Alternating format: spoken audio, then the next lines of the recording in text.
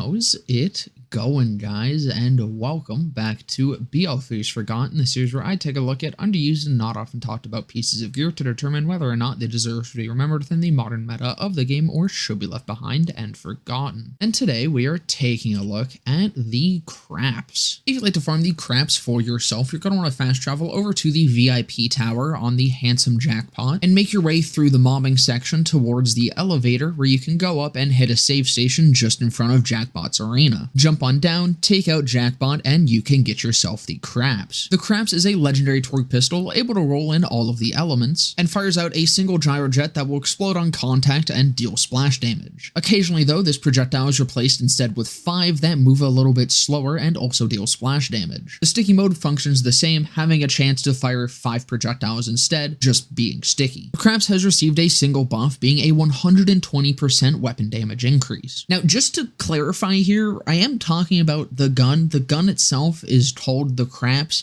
I'm not talking about what you get from a Chinese buffet. Now, prior to that 120% buff, the craps did have a little bit of hype around it on release. It did release with DLC 1, and obviously a lot of the really popular and really strong guns that exist in the game nowadays either weren't buffed to where they are now, or didn't even exist in the game. So at the time, it was a new gun, and it didn't really have much competition, but despite all that, even with that little bit of hype surrounding it, it really never went anywhere beyond that. I remember it more as just something people would mention here and there that it was a pretty good gun, but still even then no one really used it. But then after that 120% damage increase, literally over doubling the base damage of the craps, the hype kind of picked back up a little bit with people making videos about the new huge monster buff. But once again, it very quickly kind of faded off. People would mention it again here and there, but I really never saw anyone using it all that often. Which is definitely a shame because the craps is genuinely just fucking cracked. It holds up with some of the strongest Torgue pistols or even just guns as a whole in the game and works incredibly well even up into True Guardian Takedown. There's kind of 2 reasons here that I feel like it might be less popular than I feel like it should be. One being that I can definitely see people being kind of turned off by the RNG nature of it, but I really don't feel like that's much of a problem. The effect activates pretty damn often, and even when it's not activating, the base damage of this thing is still just so damn high. For reference, the base damage is higher than the Moonfire and just a little bit under 3 projectiles from the prompt critical. But when you do roll those 5 projectiles, of course each of those are doing that base damage, meaning that this can actually outdamage the prompt critical and does just slightly less than the Unkempt Herald. Which brings up the second reason why I think the craps is unpopular, and it's just because the prompt critical and the Unkempt Herald are significantly more popular. Those are the 2 meta Torgue pistols, and they function very similarly in playstyle to the craps. All of them are just kind of spam exploding shots towards an enemy and watch it die. The difference being that the prompt critical and the Unkempt Herald are just far more consistent. They will always shoot the same amount of projectiles. Personally though, I don't think that's enough to completely take this out of the conversation around Torgue pistols, and I do think that it does kind of deserve a place up next to those 2. I mean, it's quite literally just as effective as them, but there is actually more to the craps that can give it a niche among the other 2, and that is its interaction with extra projectiles. Adding an extra projectile to the craps through playing dirty, Two-Fang, or the Infernal Wish, as it often does with unlisted projectiles,